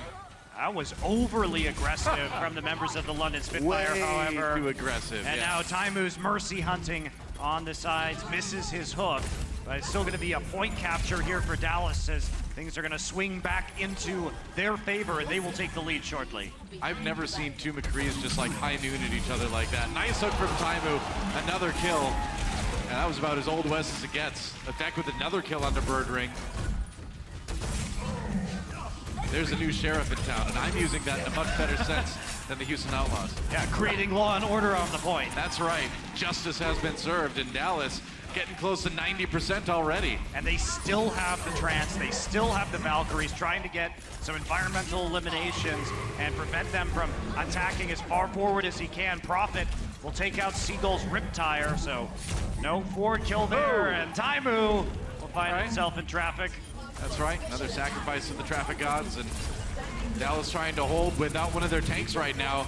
London coming in, they've got that Transcendence. Yeah, Supercharger's been deployed, so they want the damage while they wait for Taimu to come back. Oh, they got Birdring actually. Here comes the Transcendence, a little bit late. Effect already with 2 kills here. Seagull trying to stay alive, sneaks through the pillar there, turning around in Effect. Relatively unopposed if he can survive the one-on-one. He bounces back, gets the kill on Medosin in the end. Oh, the and ult Effect. and the flashbang. Whoa! That'll be Dallas Fuel taking the first point on Oasis. Yeah, they are still in this one, and pretty epic round from Effect on that McCree. Yeah, absolutely. But Taimu hitting the necessary hooks as well. Not Hicks, hooks as well. What do you have against people from the country, Monte Cristo? I did not mean that at all. Wow. And we're going to see if they run a similar strategy here, whether the Pharah is going to come out on one of the most Pharah dominant points in Gardens we have in Overwatch. You'd think so, but then again, we're talking about Dallas Fuel here. They were one of the teams that during the preseason had this really unique composition that rejected the Pharah, and they did win those matches. Yeah, they did, and it was because they were so good at that, what Uber calls the ball and chain combo of halt into the chain hook. Yep. And they're going to try it again here. So Effect once again coming around to the side, and it is Gesture on a Reinhardt and Fury on a Zarya. Now, interesting. This is a composition you might say, okay, we'll see this on University. You would almost never expect to see it here on Gardens. I mean, this is something done in expectation of what Dallas brings out here. Yeah, I think they're going to try to break that hard point, and they've got a composition that may be even harder. So the halt is less effective against Reinhardt because even if you use him, you can't get him from behind cover. Yeah. So well, they still kill Gesture first. Coco goes down as well, and London does manage to muscle fuel off of the point long enough to take it themselves. Yeah, it looks like it's going to be even longer now as Effect takes some damage on the side. Taimu does get resurrected, and it's just not going to be able to break through this Zarya and this McCree, especially with Gesture and Prophet nearly back. It will be taking some time for the members of Dallas to regroup, and we see all 6 members running onto the high ground right now from London. Taking that more defensible position here. Prophet. Oh, what? That was interesting. All right. Well, that tire didn't do too much. Birdring, though, standing strong up there. Nuss does go down. Effect striking first. High Noon comes out. Now it's High Noon on the other side. Ooh, could be a big one. Fury does go down to the Riptire from Seagull, though. And Dallas pushing forward here. Effect gets brought back up again. And Gesture shield nearly down. Birdring. Ooh, can't take Taimu. And the face right now, Gesture just has to retreat. It's only him, Prophet, and Nuss remaining. Yep. Should be all she wrote for Prophet. There it is, and Dallas will flip it. So 55%, pretty good start for London Spitfire. Dallas Fuel, though, getting their control percent rolling, and they have a little bit of an ult advantage now. Yeah, they just didn't get very much done with the Graviton, and Fury realizes it's going to be time to switch over to the D.Va right now. Yep. Attempt to cut down on the effectiveness of the grenade spam from the Junkrat, and the Deadeye is from Effect, at least get into his face. Effect well on the side right now, trying to deal some damage behind the shield. That's Harry Hook who gets hit by an Earth Shatter. Oh yeah, that was one specially for him here. Flashbang comes in, Effect dodging to the outside. Seagull did drop during all that, but they're trying to find a way to equalize here. Chips has used the Valkyrie, so as long as they can get back onto the point right now, should be effective. And Effect, point blank, flashbang. Effective. Very, and there's no mercy over here with the London Spitfire, so they can't answer the resurrections, and Nuss will switch over, but yeah, it's pretty late into this game for that swap. Maybe enough time. It's time. Well, they took a gamble on something that was trying to counter what Dallas Fuel was using, and it didn't work out, so now back to a slight amount of normalcy here. Prophet, can he find another big Riptire? He's looking for it right now. One yes, he can. Both supports. It was nearly dead, but not finished off. Snuck it down through the hallway past Taimu. Deadeye comes in. Can they save this one? Can they stall it out at least? Oh, he misses a flashbang, and that's not good. Birdring obviously can capitalize on that one. Taimu taken out, and London will get their control percent building once more. Yes, up to 84%, and we saw Effect use the Deadeye late because he was already planning on swapping over to the Tracer. Prophet now on the Genji, so they're gonna have to deal with some dive here. And Effect feeling like it's his time to stop this Mercy before she can get a resurrect. Oh, that is a bold move by Prophet, but it pays off. Harry Hook and Coco both going down, courtesy of the little bit of the damage he did. Nuss taken out by Seagull's Riptire, but they need a bit more of that, or a few more kills. Well, they're gonna get Coco back up, so now they may just push on forward here because Nuss is all the way back at spawn. Yeah. All right, Prophet low, Prophet down. An opportunity here. Fury trying to find a place to put that self-destruct. Locked in place for the moment here. We're into OT. Dallas trying to flip it back again. And that self-destruct gotta come out pretty soon here. There it is. Gonna go ahead and use it. Can't stay alive though. No kills out of it. Dallas with an opportunity here. Yeah, they definitely have that chance. Nuts is getting so close to the Valkyrie, but he's not there yet. He can't get his last 2%, just 1%, but it's in overtime, and the point flips. They flip it. London Spitfire 99%. Dallas Fuel getting close to 90 themselves, and look at those ults on the Dallas Fuel side. They've got 4 of them. Yeah, but Prophet and Gesture will have theirs momentarily if they can make it back in time. They will try. Birdring already there, so the starting the contesting early on, and they're gonna try and punish this Winston ulting. Well, Effect dropped early, but Taimu zoning the supports out. Has he done it long enough? Effect comes back. Taimu getting in behind. Oh, he misses another hook. But that doesn't matter because the kills are coming in big time for Dallas. They may have won this map right now unless Prophet can turn it around. Doesn't look like he can. One last ditch effort by Gesture and now Snell go down. And Dallas Fuel are not out of this match yet. They will win Oasis. And they still have that opportunity to run it all the way back and get the reverse sweep.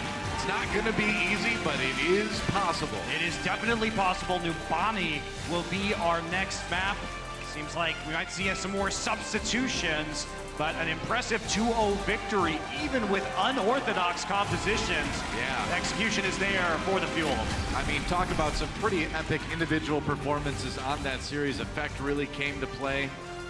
Think about the last time we saw Oasis Gardens with That 0 Faras. Wow. Pulling it into himself there. Hey, taking one for the team. It's a sacrifice, and Prophet coming up with the good double support rip tires consistently. Crazy stuff. Numbani next. The Overwatch League is brought to you by Intel and Omen by HP.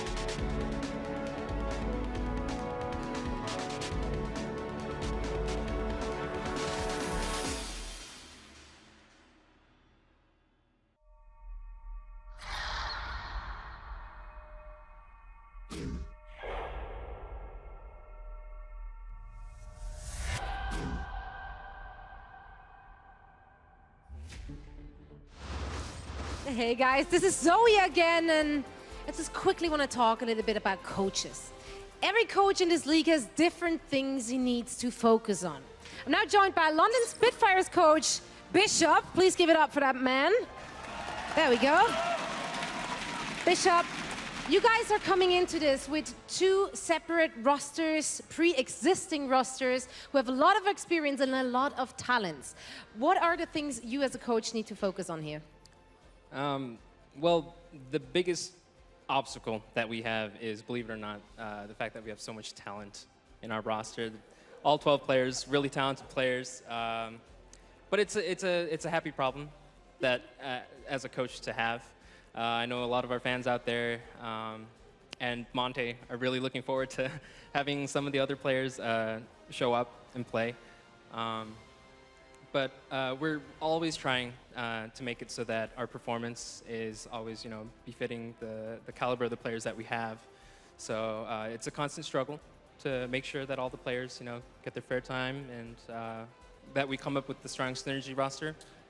But it's something we're really working on.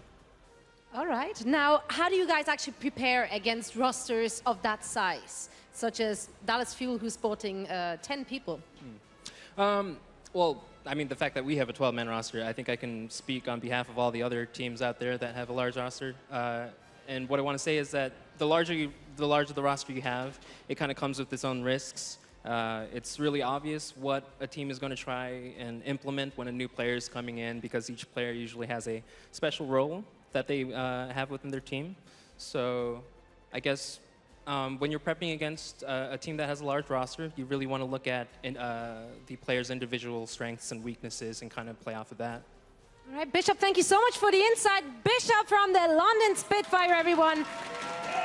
Now let's see if they can win the next map or if the Dallas Fuel will tie it up on that map number 4. And for all the action, we're heading back to the wonderful Monty and Doa.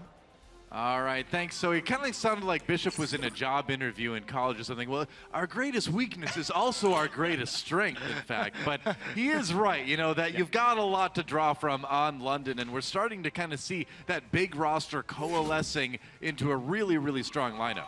And as Mickey comes in for Seagull, you've seen the different strategies that each of the coaches are taking with these large rosters. Yeah. In the case of Dallas Fuel, we've seen numerous substitutions over the first 2 weeks of play. With London, they've been a bit more conservative, saying we're starting these 6 guys, and then occasionally, for the first time ever, in one map today on Horizon, we saw Rascal, their new player. So I'm looking forward to seeing how they expand over time. And also for you guys, as we head into Numbani, something fun. We did see Bishop himself be a professional player in Overwatch in the first season of Apex. So yeah, you and I casted him way back when. That's right, and he transitioned quickly into a coaching role over at Cloud9, and now here for the London Spitfire. So respected among his peers, that's for sure.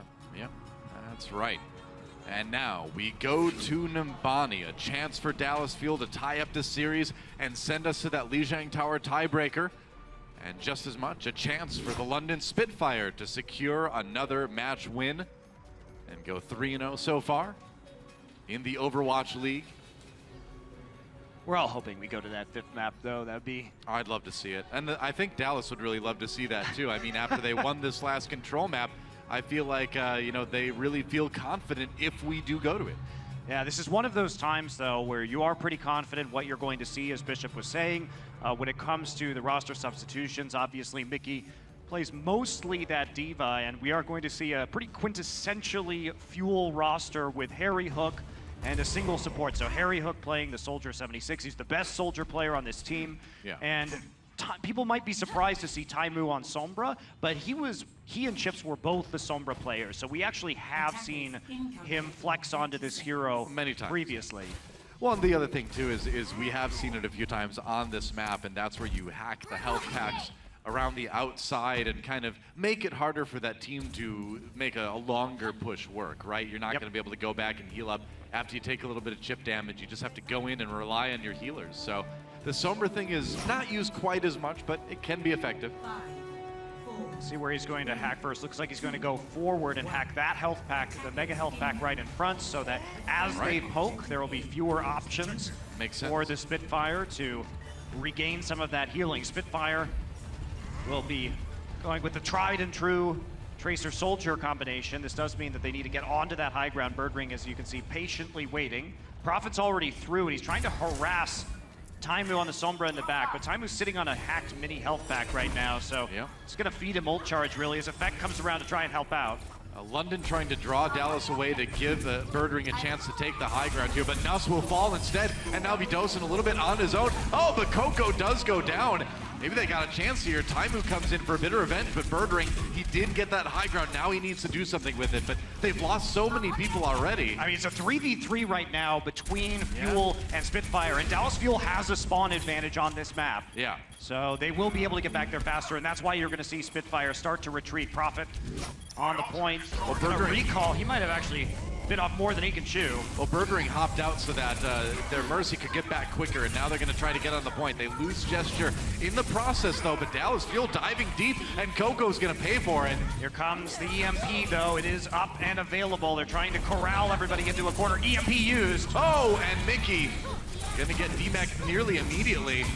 After using that self-destruct, going to be in a lot of trouble here. Yeah, that EMP from Taimu, though, didn't get them a whole lot as London is on the point, and they are going to be hard to dislodge, if not impossible. Yeah, they didn't have any follow-up damage as they were cut off from actually executing that as London fell so far back down the street. Well, Dallas back in it again. They don't want to give up this point that easily. Now Effective back on that Tracer, giving Prophet a bit of a hard time. They're zoning him into the room a bit, but Coco is taken out. Chips is going to bring him right back up again, but Birdring still on that high ground, and now he's got the attack visor. This could be bad for Dallas. They need to get up there and stop him, but so far, no good, as looks like Birdring is going to unload enough damage for Bedosin and the rest of London to finish off Dallas Fuel. Yeah, they saw the attack visor from Harry Hook go down at the beginning of that fight and not pick up any kills, so Birdring with the high ground notices that Mickey's not going to be able to dash up to him to prevent him from dealing damage with that defense matrix, and makes the most of it. Taimu now onto the McCree. Not going to have the same opportunities to get those hacked health packs with Sombra, but not an effective defense overall, really, for the Dallas Fuel. Yeah, London with a couple ultimates to bring into point B, too. Taimu over on the McCree now. This point, though, I mean, we know about Nabani point B, and it's nearly never held. Although Effect getting a kill on Prophet, every little bit helps. They're going to go ahead and stop them for a moment, at least. Yeah, quick kill. Yeah. That's going to be enough to move them all the way back. Coco playing aggressively outside of their spawn right now. He and Mickey are just waiting on the bridge over the spawn doors. Yep. That's right. Prophet is coming around the flank. Trying to kill some of those supports. Well, Gesture got really low, too. They went ahead and used the pulse bomb on him, but Effect couldn't find the kill. Now Birdring advancing. So Dallas eating up a lot of time on the time bank here. Already on point B. They may be in trouble now. Oh, Coco down, banned in the room. Rez comes in. Taimu taken out, though. Birdring taking matters into his own hands, but then taken out by the self-destruct. Rez again, of course. And Dallas scrambles to try to hold some semblance of control on the payload. Mickey being annoying on the side, but he will drop at some point here. Yeah. Harry Hook the kill on the Birdring. So it's just a long, protracted fight. Kills on both sides, but slowly but surely it seems like London is moving up, and they're building a lot of ults in the process. Yes, they are, but the problem is that Nuss already used the Valkyrie. Chips held on to his, and it was a 5v6, and you still haven't seen any kills or any movement. Yeah. So as Taimu returns right now, it's like there's not going to be an opportunity for him to do much, but the stall was pretty good. They didn't force many ultimates out of London as the price for that push. Yeah. Yeah, those ultimates built and used as London finally gets going, but that was a pretty good stall on point B. I mean, already right there. If they don't do anything else, that's already a good amount of time taken away from the London Spitfire. And they're going to have plenty more opportunities. They've got another chance, yeah. They will have anotother chance to make this work. Gesture positioning on the high ground, and you can see Prophet attempting to surprise Effect, deal some damage as he comes out of the choke point. That's right, trying to get in behind Coco here.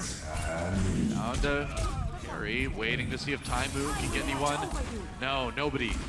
They do push them back, though. There is such a thing as a zoning ultimate.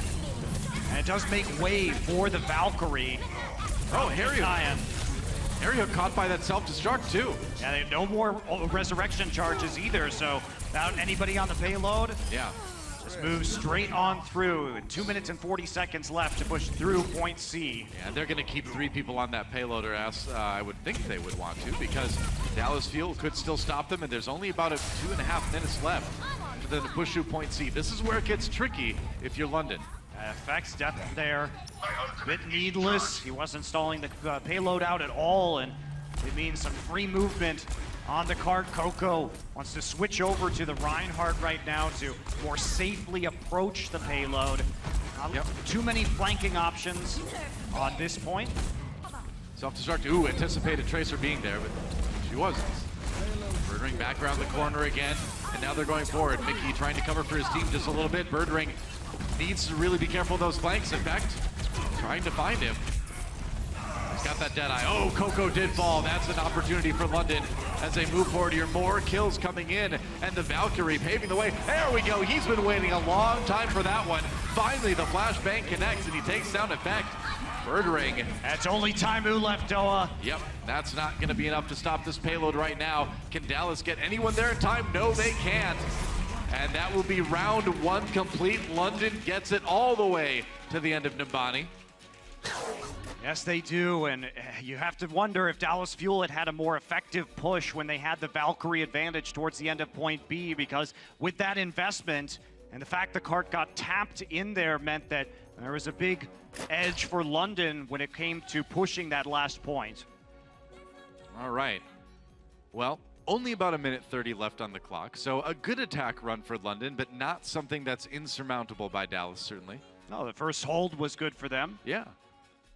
And as we start to line up in this game... That's Coco's excited face, by the way. You wouldn't know it, but it's also coincidentally a sad face. It's subtle. It's subtle, but it's true. He knows they've got a shot. Well, this defense seems like it will be pretty standard from the side of London, except for Bedosin running the Ana, which is standard on this map even to this day, but otherwise maintaining the Soldier 76 and still running the double support, unlike what we saw from the Fuel. Looks like we'll be getting something quite similar from Dallas, except with the Lucio. Harry Hook moving back over to that hero and not going to be going for the Zenyatta, so wanting that speed boost to efficiently move them onto the point. That's right. Now we've seen them go as far as to use things like quad tank in the past to get really aggressive with that Lucio, but you know, I don't think we're going to see that this time. Yeah, problem with Nimbani is that you try and run that quad tank, sure you can get right onto the point, but it becomes a shooting gallery because you don't have the necessary movement to contest the high ground, so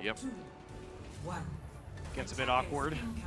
So something more standard coming out from Dallas. Moving ahead with Harry Hook here.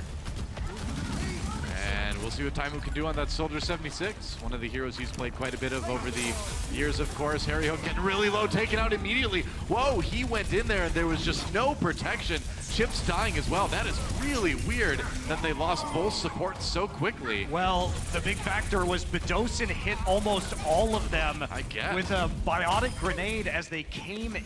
Yeah. So without that healing, made it a lot easier to pick them off, and it's very transparent when you're running the Lucio that you're going to be running through on the low ground up the main alley and trying to collapse onto the side. Let's watch that again. And I will keep you healed. now, here we go. It's very exciting. Yep. He's gonna hit the ladder grenade. Whoop. There wow, he just lobbed it in there, man. That was it was a good one. Made it look easy. All right, Taimu taken down already. As Dallas comes in, they do get one pick, though, as the fight was taken far off the point. Now falls, so no mercy for London Spitfire. Maybe something that Dallas can capitalize on. They've nearly got it already. They've just zoned out London, and they will get the payload moving very quickly. Yeah, Taimu sprinting back to the point on the Soldier 76. Oh, and then die. And then die, you know. Oh, but Mickey's there. Like you do. Yeah, Mickey's there. I got this, guys. Don't worry. Popping that card. Taimu has to get all the way back, though. Everyone else spawning close to the payload. Looks like the timing will be okay as he makes it back, just as his teammates get onto the payload. So now, an opportunity here for Dallas to make a significant push. And here's where they really got to make up some ground, man. This is where they stopped London Spitfire, and if they can move through point B quickly, they'll have a nice little edge coming into C. Taimu in a lot of trouble now. Zoned out, taken out. Birdring died on the other side. Both teams sans Soldier. Mickey still pushing forward, and with Effect winning the Tracer duel against Prophet, nobody's going to be able to get close to this payload. And we do have a nano boost available now, so I'm not sure how long Vidocin wants to stay on this Ana. Wow, that was a bold DMAC onto Fury there. Effect just walking right up in front of Diva and saying, all right, hey, use your right click. And then as soon as that defensive matrix was down, he just tosses it right in her face. Yeah, he does. So Gesture's going to come back in. We're about to start this fight one more time. Yeah. Valkyrie's been used. Where is the nano boost going? Is it going onto the Winston? That's going on to, it's like the tack visor. Now tack visor, some of that getting eaten by the defensive matrix here. Sound barrier comes in for Dallas now, trying to just grind out a fight right on top of the payload here. But the dive from London Spitfire getting into the back lines. Mickey can't quite counter dive, does get away from the pulse bomb at least. And Chips does end up getting taken out by Gesture in that primal rage. They're not done yet, though. They nearly got it through to point B. Coco does fall, though. So now the sting! The double kill! Effect with the hero play, but can they get it through to the rest of point B? That's their chance. That's their opportunity. It's not. Profit and Birdring still alive. Ooh, I don't know. On the point, so they clean it up. That was as close as it can get, just 0.62 meters. And they would have had point B, but despite the heroic efforts of Effect, they couldn't get it there. Yeah, without the actually being on the payload itself does make things difficult. Now they can. Right. However, wow, after all that, they just come in and nudge it forward, and that's it. All right. Only a couple DPS players to maintain that presence, so not enough HP to make sure they can stay on the payload. Still, 4 minutes, 10 seconds, so ample time for the fuel. Yep. To work back on this map. They do have to wait for Effect, though, and they're going to use that time to move up onto the high ground as a team. That's right. Moving as a unit today, much better than they did in their match against Houston. Ooh, gotta watch out for that pulse bomb. Nobody going down, though. Taimu meets Tracer in the hallway, runs the opposite direction. Birdring with the kill onto Coco, so a tank out of the way now. Yeah, Coco launched himself into the enemy team, but immediately got flashbang, so no opportunity to get away from the members of the London Spitfire, and this will be a reset for Dallas. Yep, Harry Hook still on that Lucio. You know, you see a lot of players switch over to the Zenyatta at this point, but he's going to stick with it. It is his support hero of choice. Yeah, he's also very close to the sound barrier, so true enough. They have enough time that he could get a sound barrier off, switch back to the Zenyatta if he needs to. He could still have a trance, too. Yeah, still have a trance as well, like you say. So I think this is smart for now. You don't want to really ruin your ability to contest with these ultimates. Already has the sound barrier. This may be the go button. Yeah, Coco very low already. He's going to drop the sound barrier. Oh, Coco falls anyway, though. Mickey takes out Birdring with the self-destruct, and Taimu getting juggled. Can't get the kill onto Gesture. Meanwhile, back at the payload, it's still moving forward just a bit, but now London turning their attention back to it. The ult comes in from Chip, so the reses as well, but Profit in action to get the kills. Looks like that might be about it. Yeah, London coming back strong with these reses here, and Mickey demec'd. It was a valiant effort for Dallas, but London able to get a little bit of control over this payload here. Still 2.5 minutes here, so like we said, Harry swapping over to that Zenyatta. They've got time to build up those support ultimates another time and make another good push. Yeah, I think that's exactly what you need now is Harry Hook actually being able to use his orbs to target down members of the Spitfire and make sure they have the necessary damage. So if they're calling good targets, they can more efficiently pick people off. And wow, speaking of picking people off, both Effect and Coco falling right there. Coco just carved off of the rest of his team. Still though, Profit in the back lines. As we see right now, he's looking for a chance to get onto these supports, doesn't find the opportunity, will recall back around. Profit's become quite annoying on this Tracer, and with no McCree on the Dallas side, there's not a lot they can do to stop him from just plaguing them. Yeah, but Mickey did delay him, and he doesn't have any HP, so means they're gonna go all in. Oh, it's not he gets Taimu, surprisingly, dropped it onto the ground. Yeah, it got Taimu a little bit too close to that one, I guess. Birdring turning, no flashbang onto effort. Okay, so all 6 members up with that resurrection, and a minute remaining. Nuss still has a Valkyrie available for his use. Yep. Taimu wants to engage with a tactical visor. Uh-oh, but taken out immediately as he does so. Great fight for London. That's an ultimate I think Taimu wishes he would have had back. Yeah, but he's going to switch onto the McCree, so yeah, that makes sense. That's what he wanted to do. He knows that Prophet's been playing solo in the back line. So if Prophet tries to extend again, he can be punished. True. By the McCree, but there's very little time to accomplish that effect. goal. Effect is actually saved by the defensive matrix. Yeah, really close call there. Oh, and a closer call as the missiles find their mark. Now Dallas, after Effect comes back, have maybe one more push before we will be into overtime.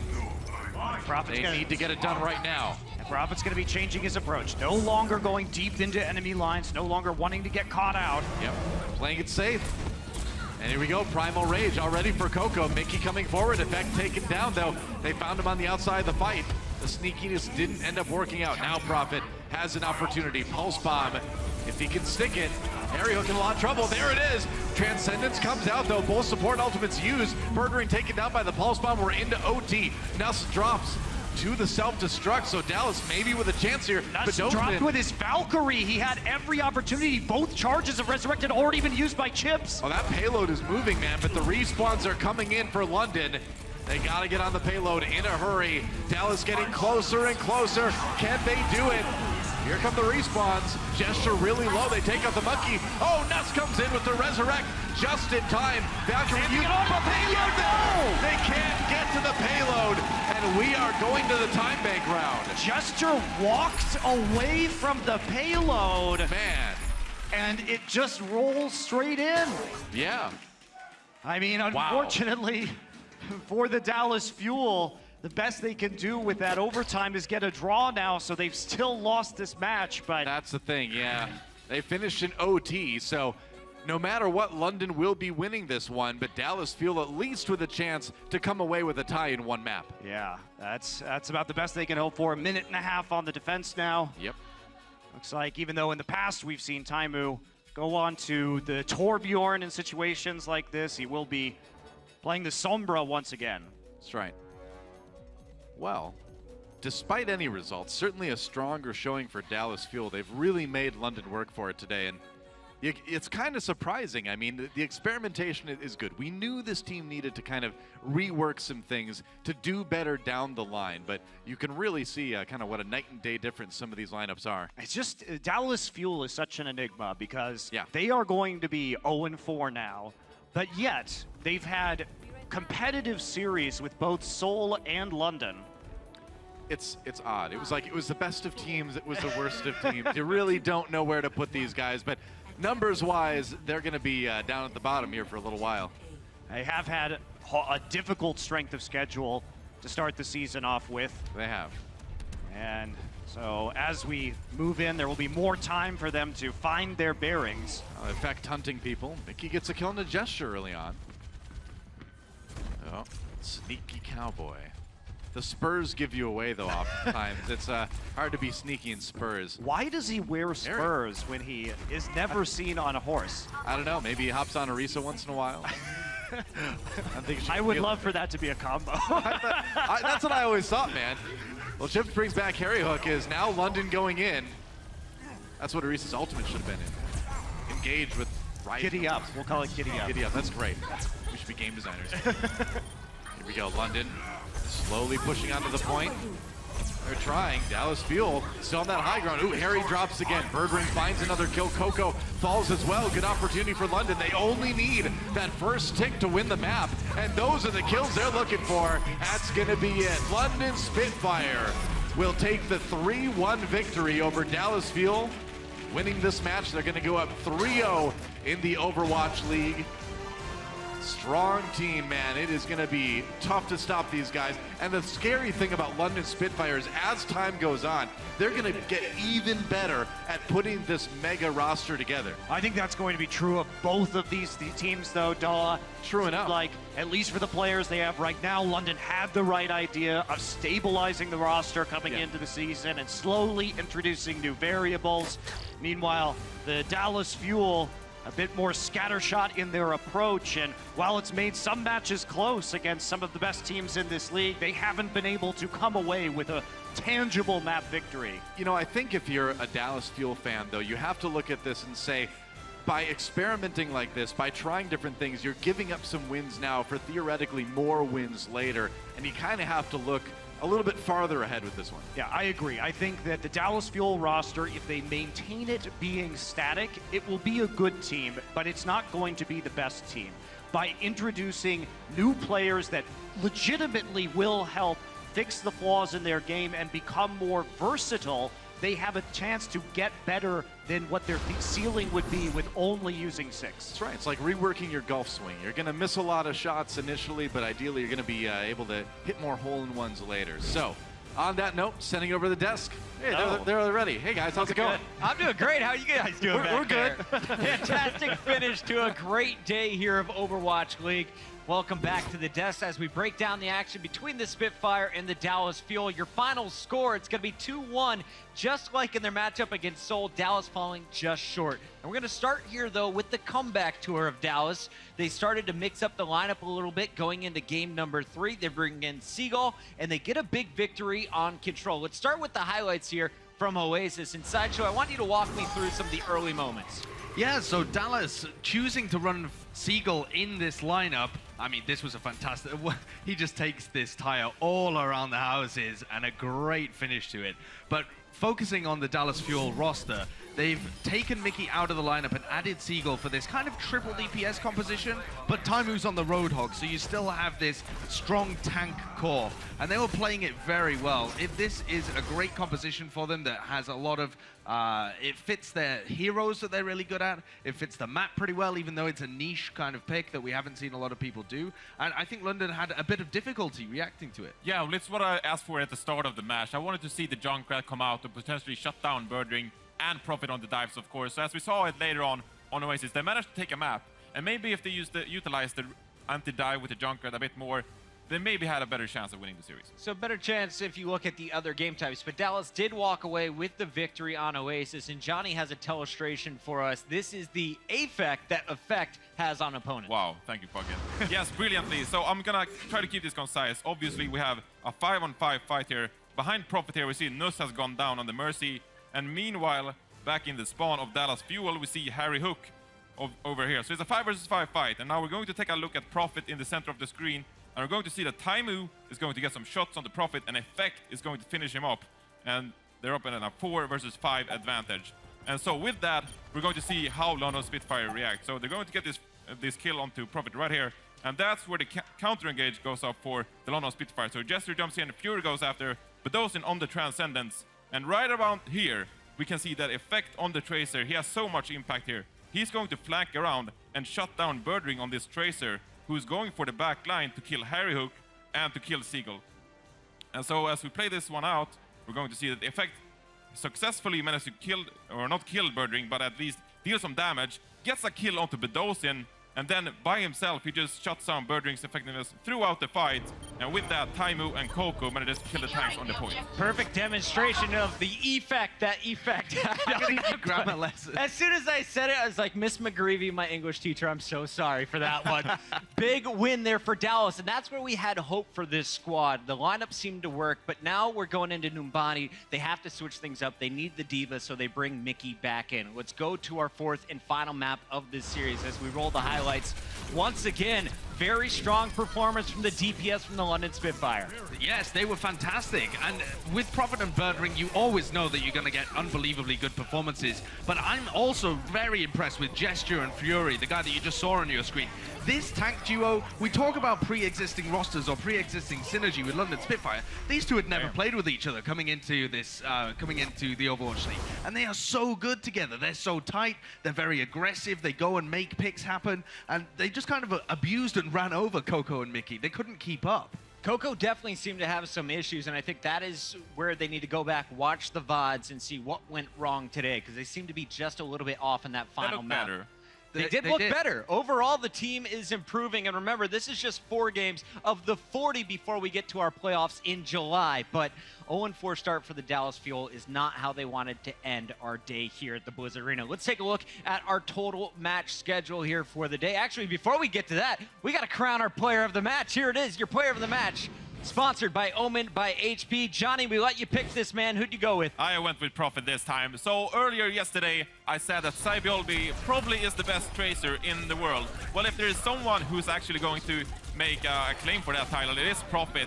who's actually one of the better tracers in the world as well. But he's so versatile as well. We saw him on the Reaper, we saw him on the Junkrat, we see him on the Genji. He can just play so many heroes. So we talked about Rascal, of course, in the London Spitfire squad. He can flex to so many heroes. Well, Prophet can himself, and he's so good on all of these heroes. Just the last 3-4 months, I'd say, that this guy really started to shine in Apex Season 4 and managed to win it.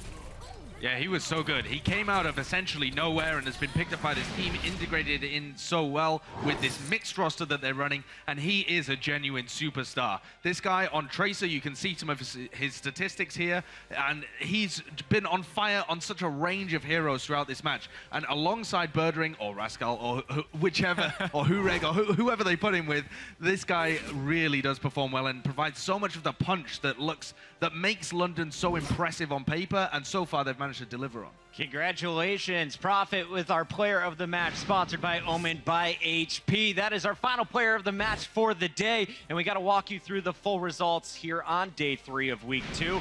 It all started bright and early as we saw the Seoul Dynasty dismantle the Boston Uprising. Some close games there, but as expected, it's Seoul advancing to 4-0. We got the Shanghai Dragons falling at the hands of the Florida Mayhem, who get their first win in the regular season, and we just saw a good one between the Spitfire and the Fuel.